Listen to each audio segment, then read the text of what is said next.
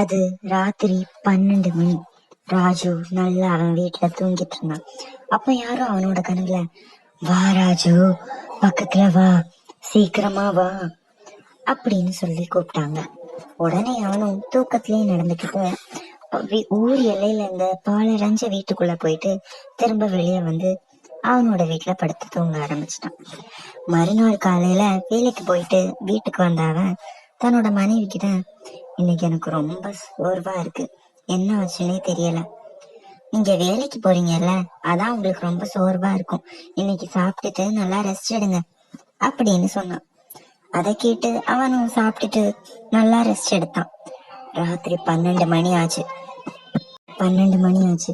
திரும்பவும் அந்த பேய் அவனோட கனவுல வந்து கூப்பிட்டுச்சு. திரும்பவும் அவன் நடந்துக்கிட்டே அந்த பால் அடைஞ்ச வீட்டுக்குள்ள போறான். அப்போ அந்த பக்கமா வேலையை முடிச்சிட்டு வந்துட்டு இருந்த ராமு அந்த ராஜுவை பார்த்து தன்னோட மனசுக்குள்ள இப்படி நினைச்சுக்கிட்டான், என்னாச்சு இந்த ராஜுவுக்கு, எதுக்காக இந்த வீட்டுக்குள்ள போறான், இந்த வீடை கைவிடப்பட்டு நிறைய வருஷம் ஆயிடுச்சு அப்படின்னு சொல்லி அவனும் அவன் பின்னாடியே போனான். உள்ள போய் பார்த்தா அந்த விஷயத்த அவனால பார்க்க முடியல. ஏன்னா அங்க ஒரு பேய் எலி ராஜுவோடைய ரத்தத்தை குடிச்சிட்டு இருந்தது. அதை பார்த்து அவன் பயந்து போயிட்டான், கத்துனான். அப்போ அந்த எலி திரும்பி பார்த்தது. வா ராமு, வந்துட்டியா, உன் நண்பனோட சேர்ந்து நீயும் இப்ப எனக்கு இரையாக போற, வா அப்படின்னு கூப்பிட்டுச்சு. அதை பார்த்து அவன் ரொம்ப பயந்து போயிட்டான். அங்க இருந்து ஓட முயற்சி பண்ணான். ஆனா அந்த எலி அவனை பிடிச்சு அவன் ரத்தத்தையும் குடிச்சிடுச்சு. அதுக்கப்புறம் 2 பேரும் தூக்கத்திலேயே நடந்துட்டு அவங்க வீட்டுக்கு போயிட்டாங்க. மறுநாள் காலையில ராமு எந்திரிச்சான். அவனுக்கு ராத்திரி நடந்த எதுவும் ஞாபகம் இல்லை. கொஞ்ச நேரம் கழிச்சதும் அது எல்லாமே ஞாபகம் வந்தது. உடனே அவன் அவனோட மனைவி கிட்ட நடந்த எல்லா விஷயத்தையும் சொன்னான். அவ அதை கேட்டு ரொம்ப பயந்து போயிட்டான். அவன், இன்னைக்கு ராத்திரி கண்டிப்பா அந்த எலி எங்க 2 பேரையும் கூப்பிடும், எங்களை யாராலையும் காப்பாத்த முடியாது, நாங்க செத்து போறது உறுதிதான் அப்படின்னு சொல்லி ரொம்ப வருத்தப்பட்டான்.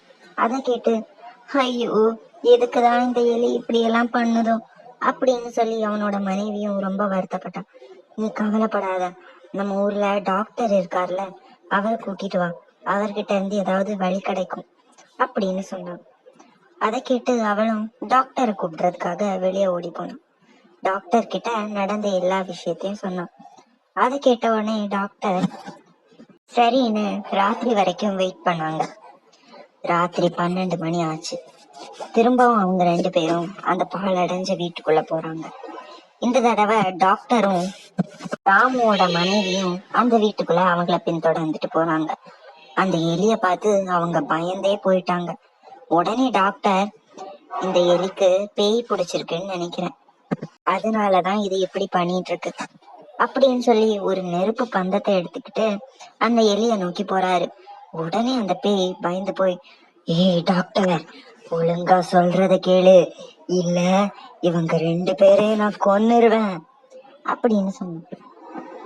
நீ என்ன வேணாலும் பண்ணிக்கோ, ஆனா உன்னை நான் இன்னைக்கு அழிக்க போறேன்.